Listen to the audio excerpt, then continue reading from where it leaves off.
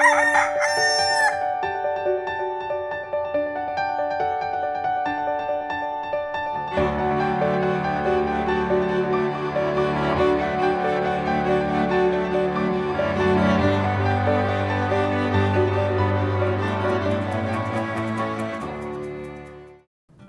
umaga po.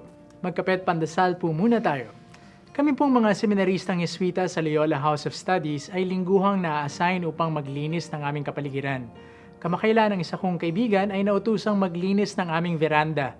Buong sipag po niyang kinuskos ang ilang bahagi nito upang maalis ang madulas na lumot sa daanan. Napaisip po ako, tila ganon din ata ang ating tungkulin sa ating buhay pananampalataya kung minsan. Inihahanda natin ang dadaanan ng ating kapwa upang hindi sila matalisod, madulas o madapa.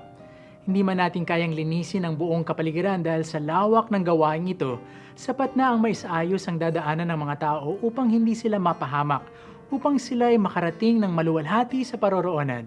At ang tunay nga nating paroroonan sa ating buhay ay ang kabutihan.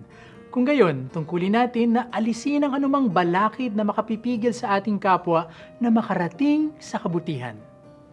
Subalit higit pa roon, kinakailangan hindi tayo ang maging balakid sa pagpapakabuti ng isa't isa. Kinakailangan tayong magtulungan upang tayong lahat ay lumago sa kabutihan.